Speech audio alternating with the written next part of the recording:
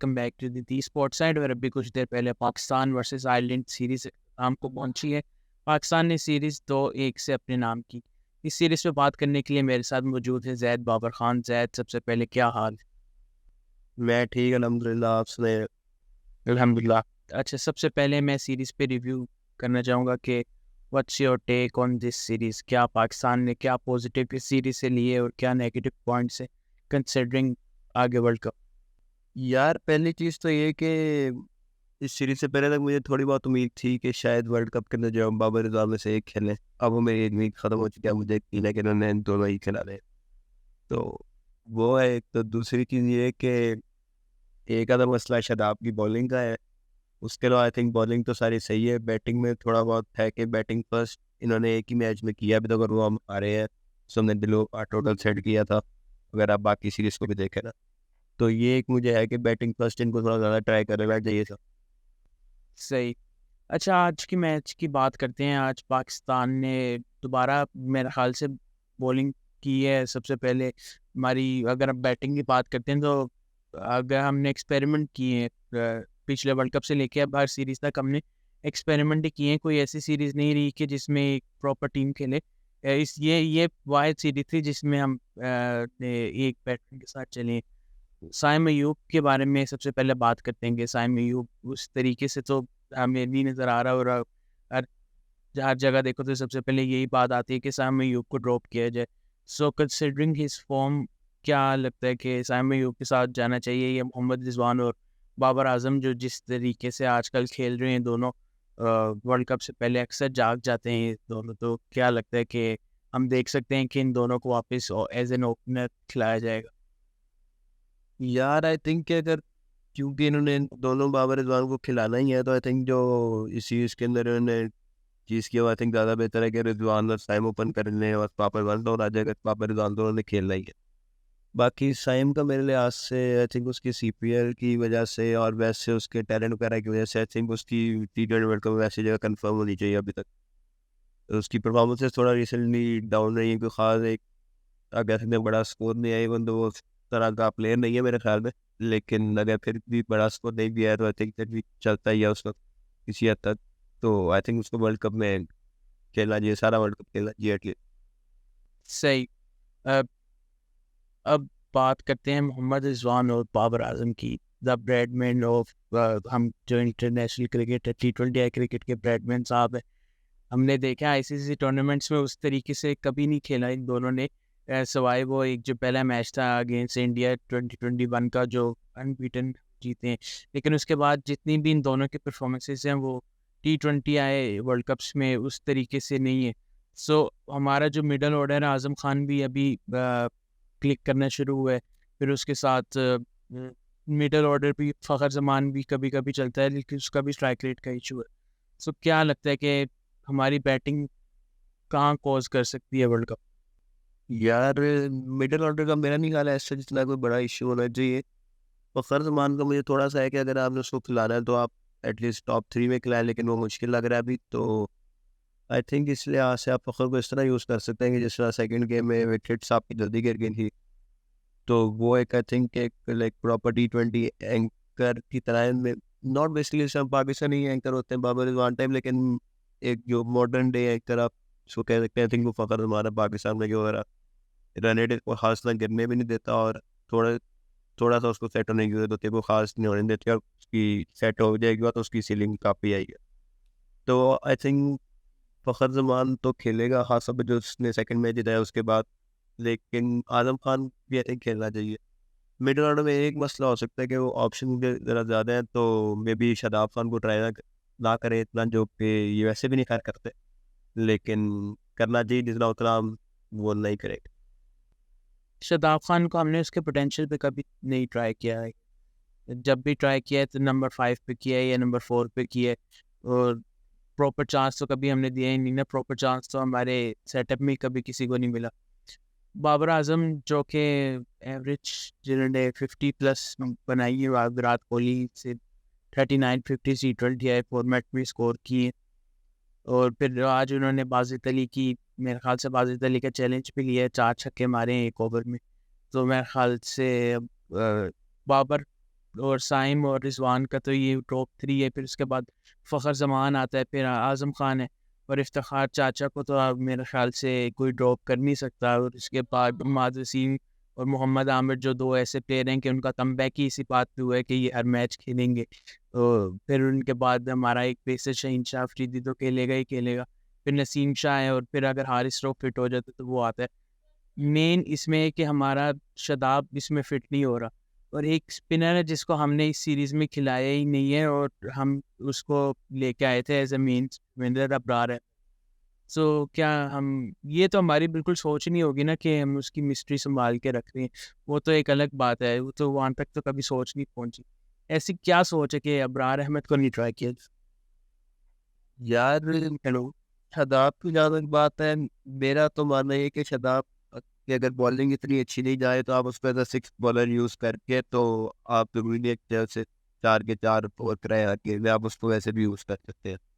बाकी I think आपने जो मिडल ऑर्डर किया उसमें एक चीज़ मुझे है कि मैं इफ्तिखार को इससे भी थोड़ा नीचे खिलाऊँ, मैं 6 से भी थोड़ा नीचे खिलाऊँ, एंट्री पॉइंट्स पे डिपेंड करते हैं कि अगर अनलेस उसकी नंबर 6 बैटिंग करते हुए 16-17 ओवर से पहले बारी आती है तो मैं इफ्तिखार को ना भेजूँ, मैं इसलिए इमाद वसीम को या बोपत भेजूँगा या शादाब को या किसी और को भेजूँगा। मैं चाहूँगा कि इफ्तिखार जो है मैं आखिरी 3 नहीं तो मैक्सिमम 4 ओवर के लिए बचा के रखूँ, क्योंकि इफ्तिखार को अगर आप पहले भेजेंगे तो आपकी टीम का रन रेट ज़रा स्लो हो जाएगा, स्पिन अगर अगली टीम ने कराई और फिर वो लाइक आपका नुकसान है। लेस आप ये करेंगे इफ्तिखार को डेथ ओवर्स पे रखें जहाँ फास्ट बॉलिंग को चीटिंग करता आ रहा है। पाकिस्तान टीम का एक तो ये भी मसला है कि हमने अभी तक वो रोल्स अभी तक हमारे पुराने या पोजीशन वाइज हमने रखे हुए हैं। ये इफ्तिखार को हमने 4 पे कई बार खिलाते रहे, जबकि हम 2 मेरा तो ख्याल है कि हम 2 वर्ल्ड फाइनल्स टी20 के इस तरह आ रहे कि एशिया कप वाला भी और टी20 वर्ल्ड कप का फाइनल भी हम इस तरह से आ रहे थे। दोनों में हमने इफ्तिखार को गलत यूज़ किया। एक में इफ्तिखार काफ़ी देर खड़ा रहा जिसमें से रन रेट बहुत बढ़ गया काफ़ी, जब वो रिजवान के साथ एशिया कप में खड़ा रहा, और दूसरा टी20 वर्ल्ड कप फाइनल में वो आदिल रशीद के खिलाफ पूरा ओवर मेडन चला गया था इफ्तिखार में, बॉल काफ़ी स्पिन हो रही थी और हमने इफ्तिखार को भेजा था। जबकि इन दोनों दोनों टूर्नामेंट्स में जो है वो शादाब ने आपको ऊपर आके बैटिंग करके मैच जितवाए थे, नवाज ने एशिया कप में आपको मैच जितवाया था, लेकिन फिर भी जो है वो हम उस पे हार पर ज़्यादा रिलाइड कर रहे थे, जो कि आई डोंट नो व्हाई ये करते हैं। लेकिन इस दफ़ा आई थिंक इनको जब थोड़ी सेंस आ गई इस बात की, शायद इफ्तिखार की बैटिंग अब काफ़ी नीचे आती है। न्यूजीलैंड वाली सीरीज में भी फ़हाद इतना ऊपर बैटिंग नहीं की उसने, आयरलैंड वाली सीरीज में भी फ़हाद इतना ऊपर बैटिंग नहीं की। और आपने देख लिया रिजल्ट मुल्तान के लिए भी पीएसएल के अंदर आयरलैंड वाला लास्ट मैच, पहला मैच भी जो उसने जिसमें 36 किया था माला 14-15 बॉल्स पे, वो मैच बेसिकली हारा आपको किसी हद तक किसी बेहतर टोटल तक ले गया था, वरना आपका 160 भी जब क्रॉस ना हो, जिस तरह की आपने बैटिंग की शुरू में। तो फिर मेरा ख्याल है इफ्तिखार का थोड़ा लेट करके हम शादाब अहमद दोनों फिट हो सकते हैं इसलिए। लेकिन ये है कि अबरार की जो आपने बात की ना, अबरार का आई थिंक मसला ये है कि हमने अबरार को इससे नहीं खिलाया क्योंकि इन्होंने तो बेसिकली शादाब को भी ड्रॉप कर दिया था पहली गेम के बाद की कंडीशन ऐसी है कि वहाँ पे वो 4 फास्ट बॉलर के साथ जा रहे थे और स्पिन एक स्पिन को ज़रा मार भी पड़ रही थी। आज बाबर ने आप कह रहे थे 3-4 छक्के मारे हैं, वो भी उसने लेग स्पिनर को एक मारे थे, बेन वाइट, जो बड़ा कम नहीं होता कि बाबर किसी लेग स्पिनर को छक्के मारे, लेकिन खैर से कर दिया। तो आई थिंक इन अबरार की एक वजह ये भी हो सकती है हम कंडीशंस उस तरह की नहीं थी कि आप अबरार को खिलाए जिस तरह में भी न्यूजीलैंड वाली सीरीज में थी। वो तो मैं अगर इंग्लैंड में कहीं एक आधे गेम में स्लो पिच मिल जाती है तो तब हो सकता है अबरार को खिला ले, अभी तो मुश्किल है। अच्छा, बात ये है कि अगर हम इफ्तिखार का एंट्री पॉइंट नीचे कर लेते हैं, लेकिन फिर बात वही आ जाती है ना कि शादाब नीचे फिर हम एडजस्ट कैसे करेंगे? अगर शादाब उसमें आता है तो फिर बाद में हमारे 3 पेसर्स खेलते हैं, शाहीन, आमिर और जो तीसरा नसीम है या हारिस रऊफ़। लेकिन फिर इमाद वसीम कैसे एडजस्ट होता है? अगर इफ्तिखार भी नीचे आ रहा है, इमाद वसीम भी नीचे है, ऊपर आपके पास अभी साइम है, फिर बाबर है, फिर रिज़वान है, फिर आज़म खान है, अपना नंबर 4 पे शादाब है, फिर आज़म खान है, फिर इफ्तिखार है, फिर इमाद।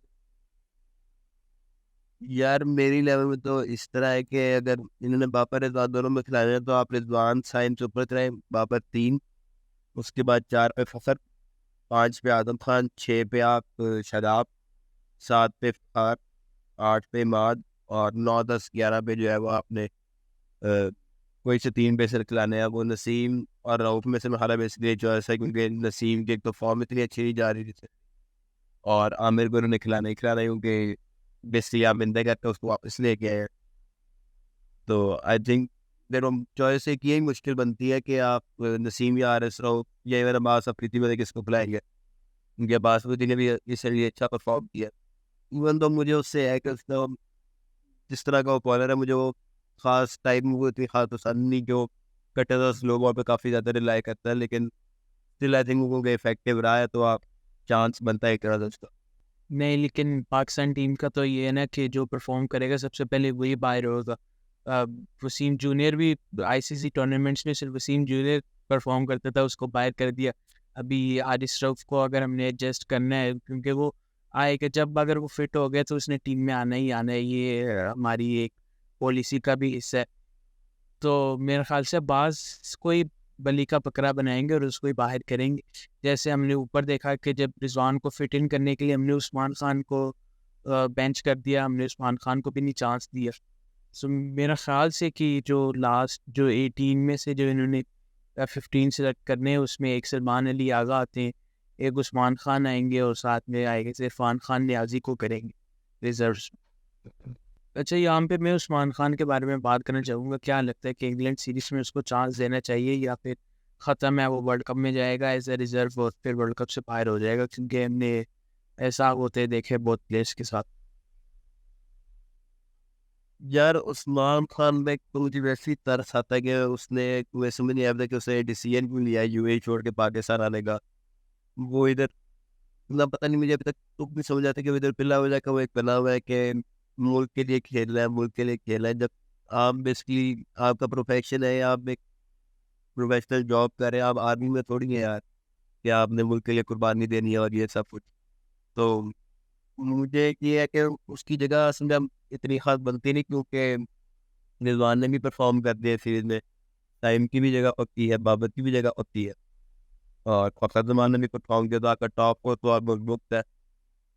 तो उसको मैं तो बैकअप ट्राई कर सकते हैं। आई थिंक कि अगर फर्स्ट करें किसी और ने नहीं परफॉर्म किया वर्ल्ड कप के दौरान, या तो आई थिंक वर्ल्ड कप के दौरान अगर आप किसी को खास ड्रॉप करना पड़ जाता है टॉप ऑर्डर में से, तो आई थिंक वो बैकअप आ सकता है उस्मान खान, लेकिन स्टार्टिंग लेवल में मुश्किल है वो। बिल्कुल ऐसे ही है। और अगर हम बाबर आजम की कैप्टनसी की बात करते हैं, वो अगर परफॉर्म ना भी कर रहा हो कोई, तो उसकी आदत है बैक करता है प्लेयर को, तो चेंजेस हम बहुत कम ही देखते हैं अंडर इस कैप्टनसी। ये वो बहुत मुश्किल ही होगा। और मुझे तो ये भी नहीं लगता कि वो मेन 18 में आता है, 15 में आता है। लेकिन शायद हसन अली को कर दें, हसन अली और इरफान खान न्याजी को शायद, और सलमान अली आगा को रख दे रिजर्व्स में, और बाकी ये 15 में हो सकता है। लेकिन मुश्किल ही चांस है कि उसको मिले।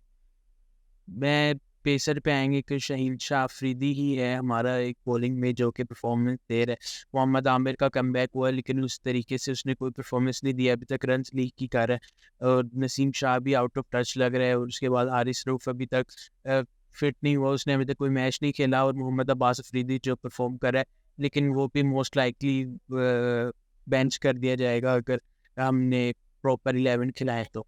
सो व्हाट्स योर टेक के हम कहाँ पे लैग कर रहे हैं शहीन शाह, कहाँ पे लैग कर रहा है हमारा पेस डिपार्टमेंट? और ऐसा क्या हुआ है कि पीएसएल में परफॉर्मेंस आपकी थी, नसीम शाह की भी परफॉर्मेंस थी, मोहम्मद आमिर की भी परफॉर्मेंस थी, लेकिन हम इंटरनेशनल क्रिकेट की बात करते हैं, हमने लास्ट न्यूजीलैंड सीरीज खेली, उसमें भी सिर्फ शहीन शाह के अफरीदी के अलावा कोई एक ऐसा बॉलर नहीं था कि जो स्टैंड आउट परफॉर्मेंस दे। और फिर जहाँ पे हम टीम सिलेक्शन की बात करते हैं, हमारा जो बॉलर परफॉर्म कर रहा था पिछले 2 टूर्नामेंट्स में आईसीसी के, हमने उसको ड्रॉप कर दिया। फिर एक ऐसा बॉलर लेके आए जो कि आई गेस किंग कर लेगा कि पेस पे आ रहा था टीम में।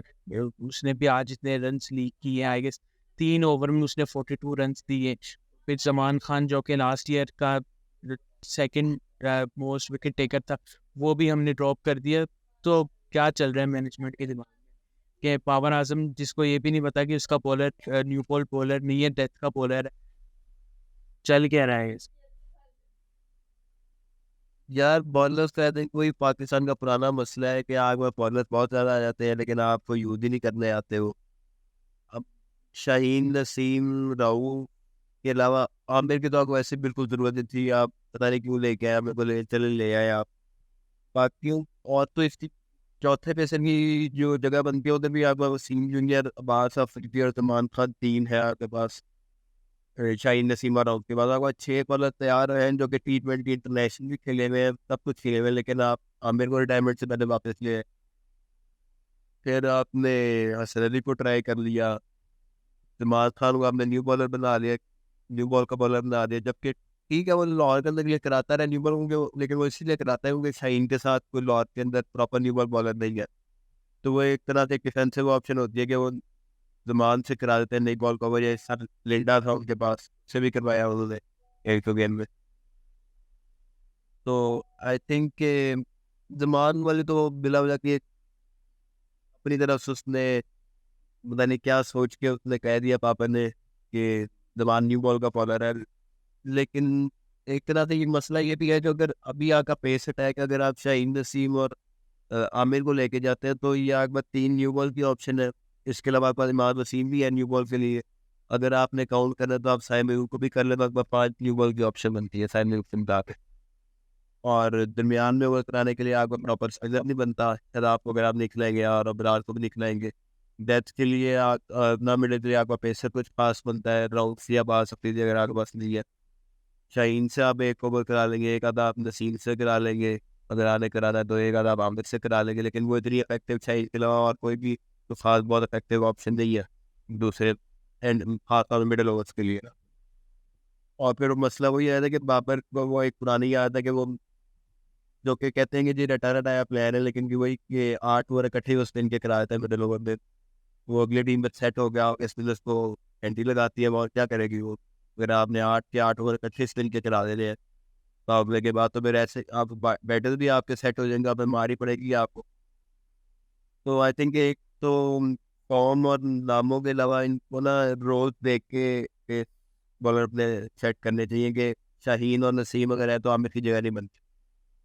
आपको हारिस रऊफ या अब्बास अफरीदी या सलमान खान या वसीम जूनियर में से एक ना एक चाहिए ही चाहिए आपको अपने 3 बंदों के बेस अटैक। अगर आने 4 खिलाने तो आप चाहे शाहीन नसीम आमिर और चौथा इन 4-5 में से कोई एक खिला रहे।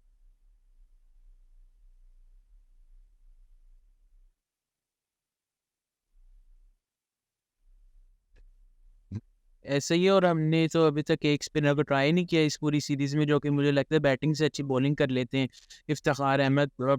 हम पूरा पीएसएल देखा था, पीएसएल का फाइनल, अगर इफ्तिखार अहमद को वो स्पेल ना होता तो वो तो वन साइडेड जा रहा था पूरा। हमने तो अभी तक इफ्तिखार अहमद को सही से ट्राई नहीं किया। आज फिर जब साइम अयूब को जहाँ पे हमें लगता है कि उसके एंट्री पॉइंट्स होने चाहिए बॉलिंग में, हम वहाँ पे ओवर नहीं देते। बस वो एक जब दिमाग में पहले का प्लान बताया होता है कि साइम अयूब को ओवर देने हैं आज, तो वो बस कहीं पे भी दे देते हैं। मतलब मुझे नहीं नज़र आया कि टेक्निकल ओवर्स दिए साइम अयूब को। पीएसएल में फिर भी नज़र आता था सैमी होता था या रोबमन पावल होता था, तो उसकी वजह से थोड़ा हमने टेक्निकल चेंजेस देखते थे बाबर के, जहाँ पे उसने स्पिनर्स को बॉलिंग देनी है।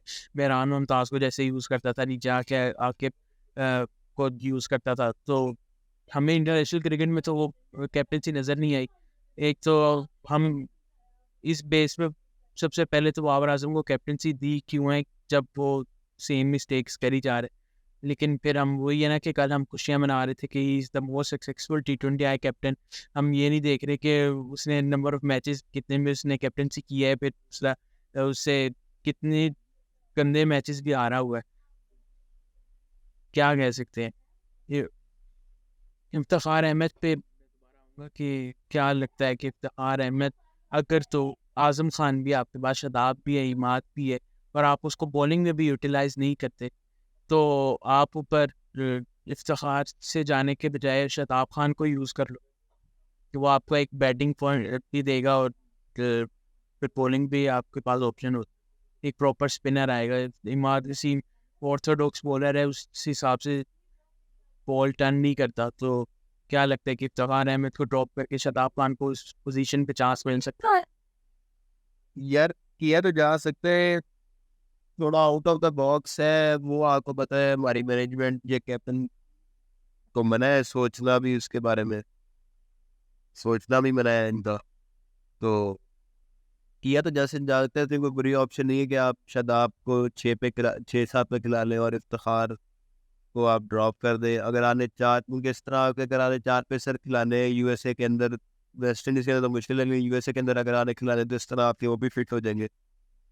तो ये ऑप्शन तो अच्छी है, लेकिन ये करेंगे। दूसरा यार, इफ्तिखार की बॉलिंग, वही बात है कि अभी आयरलैंड वेस्ट इंडीज में स्पिनर वाली ऐसी कोई खास कंडीशंस थी नहीं, मेरा नहीं ख्याल इमाद के अलावा किसी अच्छे स्पिनर ने अच्छी बॉलिंग कराई है पूरी सीरीज में। भी एक वो आयरलैंड के I think left arm doctor या डेलनी में से किसी एक ने अच्छी बॉलिंग कराई थी थोड़ी, डॉक्टर ने मेरा हाल कराई थी। तो आई थिंक उसके उनके कंडीशन ऐसी थी सीरीज में।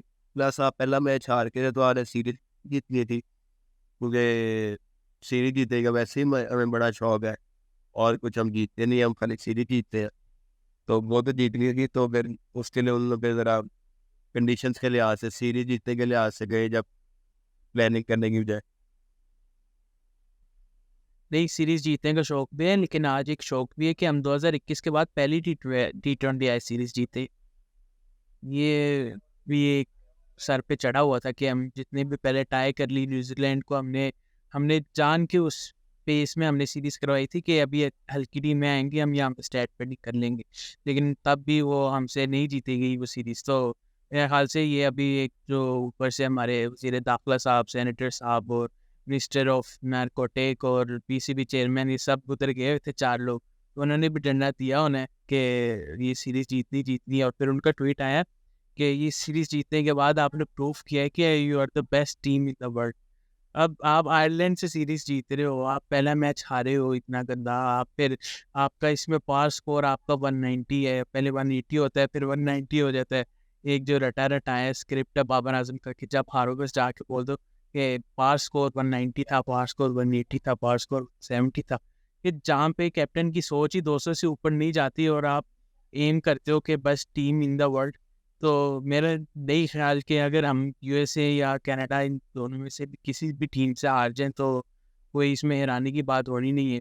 क्योंकि मैं अभी देख रहा था कि कनाडा की टीम मेरे ख्याल से बेसबॉल वालों के साथ जाके प्रैक्टिस करी थी, उनका कोई मैच, तो अब वो बेसबॉल अप्रोच लेके जा रहे हैं और हमारी टीम वो टेस्ट मैच खेलने जा रही है।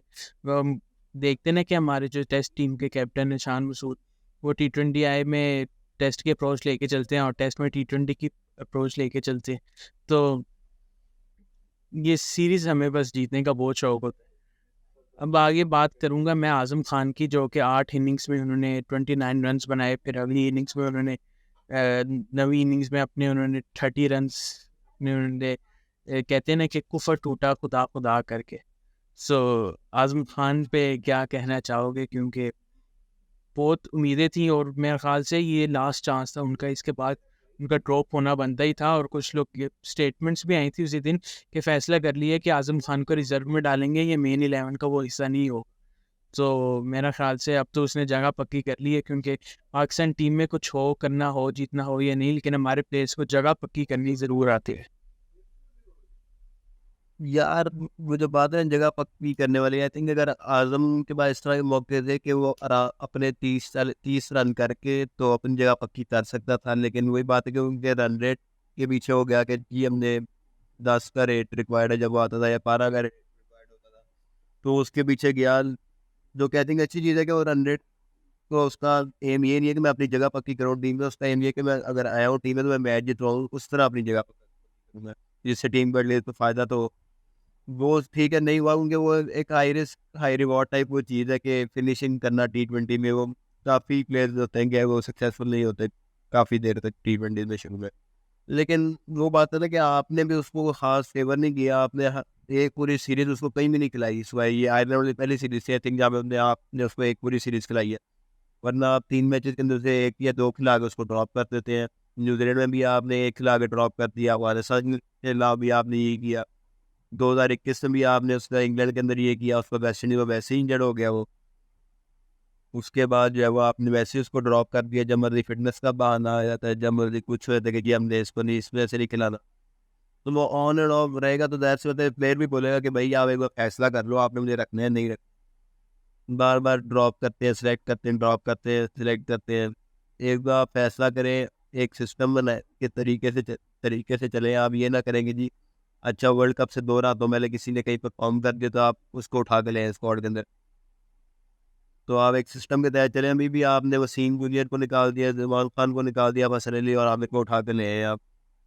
जो 2 आपके अच्छे भले बॉलर्स टूर्नामेंट्स में कर रहे हैं, वसीम जूनियर का 2023 का वर्ल्ड कप देख लें, 2022 का वर्ल्ड कप देख लो, दोनों बहुत अच्छे गए। आपने उस बंदे को ड्रॉप कर दिया, पता नहीं किस बेसिस पे, उसकी जगह आप ले आए हैं आमिर को और हसन अली को, जिनकी जगह पे कोई खास बंदी नहीं थी।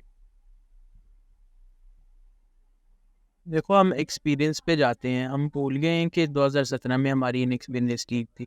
हम बस देखते हैं कि तब भी अगर मेरे ख्याल से मिकी ऑर्थर अगर कहता कि वो पुराने बॉलर्स लेके आओ, सुहेल खान लेके आओ, मोहम्मद इरफान लेके आओ, मेरे ख्याल से तब भी हम ना जीत पाते वो चैम्पियन ट्रॉफी जो हम जीते थे। वो तो मेरे ख्याल से पता नहीं क्या सूझी थी उन लोगों को, उन्होंने हसन अली पे चांस लिया, उन्होंने रुमान रईस पे चांस लिया था, मोहम्मद आमिर तब लीड कर रहा था सिर्फ, और साथ में जुनेद खान। तो हमारे तब भी न्यू बॉलिंग अटैक था, तब शादाब खान था, तब फ़हीम अशरफ था। ये मेरे ख़्याल से फ़हीम अशरफ का डेब्यू भी उसी चैम्पियन ट्रॉफी में ही हुआ था, और रुमान रईस का भी सेमीफाइनल में डेब्यू हुआ था। तो उससे पहले ये लोग नहीं खेले हुए थे, लेकिन तब ने भी हमने चांस लिया था। तो इस बात की क्या तुक बनती है, आप वर्ल्ड कप से पहले आके कहो कि हमें एक्सपीरियंस के साथ जाना है। Hasan Ali 4 world cup, 4 ICC tournaments खेला है, और वसीम जूनियर 2 खेला है। अब इतने सालों में इतने वर्ल्ड कप हो रहे हैं, आपको कितना मज़ीद एक्सपीरियंस चाहिए? पिछले आईसीसी वर्ल्ड कप में वसीम जूनियर के स्टैट्स हैं, 4 मैचेस में उसने 10 विकेट्स लिए हैं। दूसरी तरफ आपके पास हसन अली की भी स्टैट्स हैं। तो अगर आप एक्सपीरियंस की बात करते हो, तो फिर आप इमरान खान को निकालो जेल से, लेके जाओ, कहो हमें टीम में चाहिए, साथ चाहिए, या बुला लो वसीम अकरम को। उनके पास तो मेरे ख्याल से ज़्यादा एक्सपीरियंस होगा, क्योंकि परफॉर्मेंस की तो बात हो नहीं रही यहाँ पे। फिर हम आ जाते हैं कि हमें बैटिंग में भी एक्सपीरियंस चाहिए, हमें एंकर, अभी रिजवान, अभी परफॉर्मेंस उनकी स्टार्ट हुई है, फिर फ़खर जमान भी हमारे ऊपर टॉप 4 में हमारे एंकर्स चल रहे हैं। लेकिन नीचे से आज़म अगर परफॉर्मेंस देना अगर बंद करेगा, हम उसको ड्रॉप करेंगे। अगर कोई और ऐसे परफॉर्मेंस करेगा, वो ड्रॉप करेंगे। मेरे ख्याल से इस सीरीज़ से पहले बातें चल रही थी कि साइम अयूब अगर परफॉर्मेंस नहीं देगा तो बाबर का प्लान है कि वो दोनों वापस ओपन आएंगे। एक तो मेरी अपनी जो फ़िलॉसफ़ी है कि साइम के ओपन करने से एक तो फ़ायदा ये होता है कि वो आपकी बॉलें बिल्कुल ज़ाया नहीं करता। अगर उसने हिट करना है, वो हिट करता है, नहीं तो आउट हो जाता है। फिर जब आउट होता है, आपके पास नीचे वन डाउन बाबर आज़म आ जाते हैं, और फिर बाबर रिज़वान आपके पास दोबारा आ जाते हैं। लेकिन अगर साइम और बाबर अगर ओपन करते हैं और नीचे से मोहम्मद रिज़वान आता है, तो आपको एक फ़ायदा हो जाता है कि अगर साइम अयूब चल गया और बाबर आज़म दोनों चल गए, तो आप 10वें ओवर तक आप रिज़वान को डिले कर सकते हो, आप उसके बाद भेज सकते हो प्लेयर्स। लेकिन वही हमारा एक फ़ॉर्मेट है, हमने जो टीम शीट बनाते वक़्त जो प्लानिंग करते हैं कि इसको पहला ओवर देना है, इसको दूसरा देना है, ये पहले बैटिंग करेगा, ये इसका ये नंबर होगा, तो मेरे ख़्याल से उसी पे चलते हैं, और उसी बेस पे वर्ल्ड कप में जीतना और वर्ल्ड कप में जाना तो नहीं बनता। क्योंकि अगर हम बात करते हैं 2022 के वर्ल्ड कप में, 2022 के वर्ल्ड कप में हमारा हैदर अली था, फिर हैदर अली को ड्रॉप किया, तो उसके बाद हमारे 2 प्लेयर्स जिन्होंने परफॉर्म किया था, 3 प्लेयर्स में से मोहम्मद रिजवान थे, बैटिंग में परफॉर्म करता था, शान मसूद का हाई स्कोर था। वो भी शान मसूद की परफॉर्मेंस तब थी कि जब ऊपर से क्लैप्स कर जाता था, तो वो नीचे एंकर करता था innings को। फिर उसके बाद मोहम्मद हारिस एक था जिसने इंटेंट दिखाई थी। लेकिन उसके बाद शान मसूद की तो पीएसएल की परफॉर्मेंस थी, वो बाहर हो गया, लेकिन उसको इंटरनेशनल कोई मैच नहीं मिला उसके बाद। और फिर जहाँ तक बात करते हैं मोहम्मद हारिस की, तो पता नहीं कोई अलग ही क्या चल रहा है कि उसको रेस्ट दिया, फिर रेस्ट में उसे बताया कि तुम जो लेटे थे वो सही नहीं थे लेटे, हम तुम्हें नया तरीका बताते हैं कि तुम इस तरीके से जाके रेस्ट लो। फिर उसको फिर नए अंदाज में वो रेस्ट लेने गया हुआ है। लेकिन फिर एक और ज़्यादती कि वो अभी डोमेस्टिक का ग्रेड 2 खेल रहा है, ग्रेड 1 में भी उसकी जगह नहीं है। मेरे ख्याल से वो जो इंटरव्यूज़ उसने दे दिए हैं, वो उसको पल्ले पड़ गई। यार वही है ना कि वो उसकी 20वीं बार उससे मिलवाई हो गई है, वो बांग्लादेश प्रीमियर लीग और इस सारे उसके इंटरव्यू वगैरह पे, तो उसी वही उसके उसको लेके बैठ गई है। तो अब यही है कि भाई जबकि उसने अच्छा भला परफॉर्म किया हुआ है हर जगह, आपने एक तो अपने पहले उस प्लेयर को रेस्ट करा दे जो खेलता ही एक फॉर्मेट है, वो भी आप उसको रेगुलर नहीं नहीं खिला रहे थे यार, पूरे मैच नहीं खिला रहे थे, आपने उसको पहले रेस्ट करा दिया बिला वजह। फिर उसके बाद अगली सीरीज में जो आपका कप्तान माशा से चेंज हो गया था एक सीरीज बाद ही, तो आपने नया कप्तान ने कहा कि जो उसकी पीएसएल ही अच्छी गई तो हमने इसको ड्रॉप कर। अब एक बंदे ने 2 साल आपको अच्छा परफॉर्म करके दिया है, जहाँ जितने में उसको मौके मिले हैं, उसने T20 वर्ल्ड कप में आपको मफिन सिचुएशन में आके मैचेस जितवाए हैं। मोहम्मद हारिस ना होता, आप गए थे साउथ अफ्रीका के खिलाफ, या इवन बाबर रिजवान ने तो कसम खाई हुई थी हमने टेस्ट मैच खेला है बांग्लादेश के खिलाफ वर्ल्ड कप में 4-5 के रन रेट से खेल रहे थे। तो अगर एक बंदे ने इतना परफॉर्म किया, उसको एक छोटे से पीएसएल के लिए जो है वो आप उसको ड्रॉप कर देते, और वो पीएसएल में भी उसका ड्रॉप करना बिल्कुल ही बनता था, उसकी एक तरह से परफॉर्मेंस जस्टिफाइड थी। वहाँ बाबर और साइम ओपन कर रहे थे, जो दोनों की बहुत अच्छी फॉर्म लगी थी, और हारे साथ था वो 11वें 12वें ओवर में कम अज कम। इससे पहले आरएसकम ही आया था उसमें, ये इस पीएसएल के अंदर। तो अगर आपने उसको कम्प्लीटली नए रोल में पीएसएल के अंदर डाल दिया है, तो आप जबकि उसका वो रोल इंटरनेशनल टीम में भी नहीं है, आप उसकी बेसिस पे इसको ड्रॉप करें नेशनल टीम से, उसकी बिल्कुल तो नहीं बनती। और जब मोहम्मद हारिस को जब ड्रॉप करने की जब बाबर से रीज़न मांगी थी ना, वो तो मेरे ख्याल से वो जो हमने जो मोहम्मद उसकी जमान खान की जो रीज़न दी थी वो, और ये मोहम्मद हारिस की रीज़न, ये दोनों मेरे ख्याल से प्रेस कॉन्फ्रेंस में खच मारी थी एक बाबर आजम ने, क्योंकि उसको पहले तो वो 2 मिनट सोचता रहा कि मैं रीज़न क्या दूँ, फिर उसने सोचा कि मैं पीएसएल की रीज़न दे देता हूँ। फिर तो सबसे पहले मेरे भाई फ़खर जमान को बाहर करो और अपने मुर्शद को बाहर करो, अगर आपने उस बेस पे करना, फिर तो सबसे पहले ये दोनों बाहर होते हैं अगर आप पीएसएल की परफॉर्मेंस देख रहे हो, क्योंकि इन दोनों ने तो कुछ भी नहीं था किया। खासकर फ़खर जमान की तो बिल्कुल परफॉर्मेंस नहीं थी, वो तो मेरे ख्याल से कुछ मैचेस में रेस्ट भी दिया गया था फ़खर जमान को। जिस तरीके से शायद रादा फरहान खेल रहा था, वो लाहौर कलंदर की तो इस दफ़ा बैटिंग में जो बेस्ट पेयर छेड़ा था उन्होंने, उसकी वजह से इतना फ़खर जमान ने परफॉर्म किया, अब्दुल्ला शफीक को चांस नहीं दिया। और एक और अब्दुल्ला शफीक से याद आया कि अब्दुल्ला शफीक भी आया था एक दफ़ा T20 में, वो भी बाहर हो गया। मतलब हम प्लेयर्स को बगैर चांस दिए उनको सेटअप से ही बाहर कर देते हैं, फिर हम उम्मीद करते हैं कि हमारी कंसिस्टेंसी नहीं आ रही, और फिर एक कैप्टन है हमारा जो कि एक्सपीरियंस पे रिलाई करता है, जो उसके दोस्त होते हैं वो आ जाते हैं, फिर कहते हैं कि फिर अगर मीडिया सवाल करते हैं तो फिर कहते हैं कि आपका काम है बोल। इस सिस्टम पे तो हमारी टीम चलती है।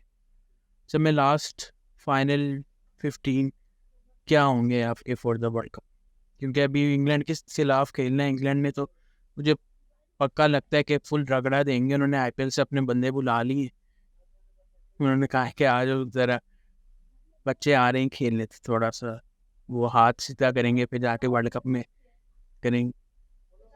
What's your final 15 for the world cup? Final team world cup के लिए या इंग्लैंड सीरीज के लिए? सेम ही हो जाएगा इंग्लैंड की, मेरे ख्याल से पहली सीरीज पहले मैच के बाद उन्होंने अनाउंस कर हाँ, देंगी टीम वर्ल्ड कप के लिए। तो मेरी 15 होगी। 11 तो मैंने आपको बता दिया है, रिजवान, साइम, बाबर, उसके बाद फखर, आजम, शादाब, इफ्ती, इमाद। इमाद 8 कर दें आप, इमाद 8 पे, और शाहीन, और उसके बाद हारिस, रऊफ अगर फिट होता है वो, और 11 पे आप नसीम या आमिर में से आपने जो होना नसीम चाहिए लेकिन होगा आमिर। बाकी जो बैकअप बनते हैं इसमें 4 बैकअप हैं, एक तो नसीम और आमिर में से जो आप नहीं खिलाएंगे वो बैकअप आ गया। बाकी 3 बच मेरे हिसाब से बैकअप बनेंगे आपके अबरार, उस्मान खान, अबरार, और शायद सलमान अली को ले लें, या जमात खान या वसीम जूरी में से कोई एक। मतलब ये एक पंगा लगाएंगे उसका, दोबारा एक खच मारेंगे उन दोनों को वापस बुलाने की, जमान और वसीम को। यार बैकअप के तौर पे तो लेके जाना चाहिए नहीं, लेकिन 18 में नहीं है ना, उन्होंने कहा था इस 18 में से 15 फाइनल करेंगे। अगर इस स्टेटमेंट के बाद भी वो उनमें से 2 बुलाएंगे तो ये तो फिर एक ज्यादती नहीं, स्टेटमेंट लेकिन जस्टिस करें।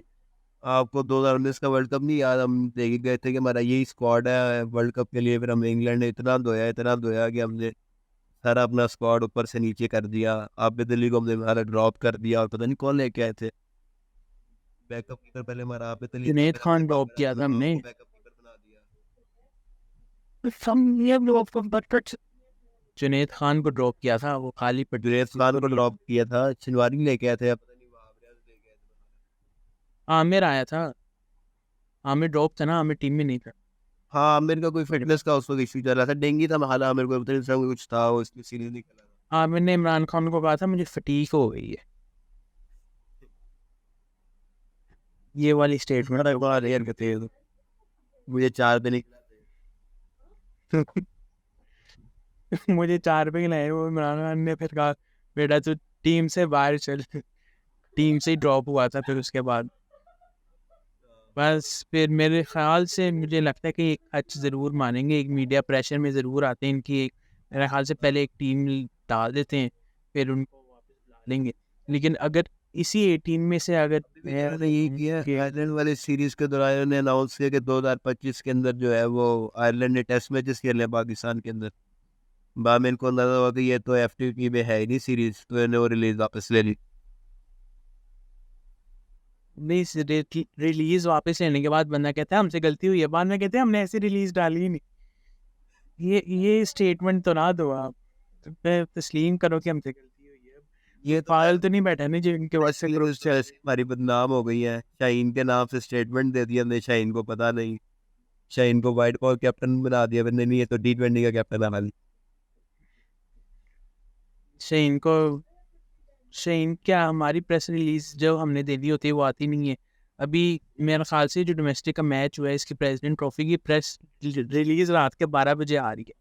मीडिया सोया पड़ा है, कुछ भी नहीं हो रहा कि क्या चल रहा है, पर एंड पे रात वो तो चलो चाहिए ये नहीं काम करना। आयरलैंड सीरीज है, वुमेन्स क्रिकेट टीम इंग्लैंड गई हुई है, तो 2 इंटरनेशनल सीरीज आगे चले हो, तो चलो इस वजह से उन्हें 12 बजे रिलीज कर दी होगी डोमेस्टिक की।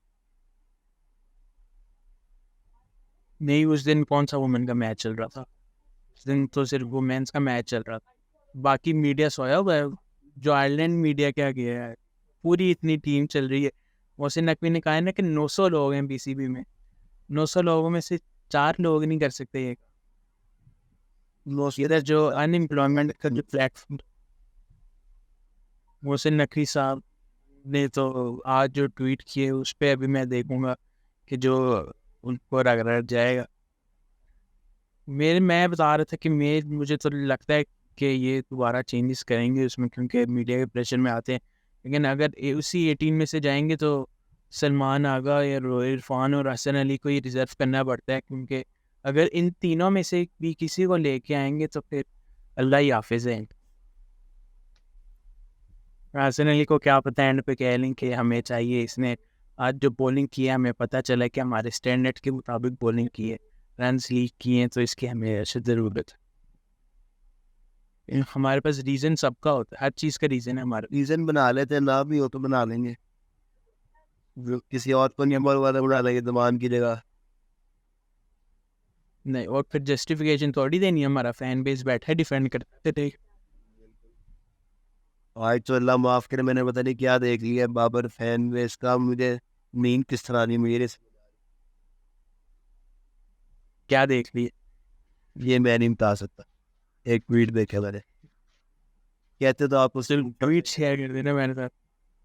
हाँ मुझे स्क्रीनशॉट शेयर कर दो। लास्ट प्रेडिक्शन बताओ फिर उसके बाद एंड इंग्लैंड सीरीज की prediction। यार इंग्लैंड सीरीज या आ जाएंगे मुझे लगता है। 0-4 हारेंगे या 1? नहीं, एक दो गेम जीत, एक आधी गेम जीत जाएंगे, एक एक गेम जीतेंगे 3-1 का। चलो मैं भी सेम 3-1 के साथ जाऊंगा, लेकिन मुझे तो लगता है 4-0 होगा। नहीं, एक आधी गेम से जीत जाए इंग्लैंड वाले, कोई पता नहीं आखिरी गेम में रेस्ट करा ले अपने प्लेयर्स को, ये दोबारा फुल स्ट्रेंथ के साथ जाए और जीत जाए एक आधी गेम। ये फुल स्ट्रेंथ के साथ जाएंगे भी और एंड पे कह रहे होंगे हम अभी एक्सपेरिमेंट कर रहे हैं। इनका कोई पता है। ये तो भी आयरलैंड की फुल स्ट्रेंथ टीम नहीं थी, आखिरी गेम में मैंने पॉल स्टर्लिंग को रेस्ट करा दिया था, उससे पहले भी एक दो प्लेयर के नहीं खेल रहे थे। जोश लिटल नहीं खेल रहा है, वो IPL खेल रहा है, हाँ, जॉर्ज लिटल नहीं खेल रहा। उनका मेन बॉलर। चलो यार, thank you very much for joining, बड़ा मज़ा आया आपके साथ बात करके। इंशाल्लाह फिर दोबारा बात करेंगे। और जो भी सुन रहे लाइक करें, शेयर करें, सब्सक्राइब करें। और जैद ने जो अपनी 11 में हारिस रऊफ की इंक्लूजन की है उसका रीज़न तो मेरे ख्याल से किसी को पूछना नहीं चाहिए अगर वो इसे फॉलो करते हैं। तो इंशाल्लाह फिर दोबारा बात होगी, फिर मुलाकात होगी, फिर बात होगी। तब तक के लिए दीजिए इजाज़त। अल्लाह हाफिज़।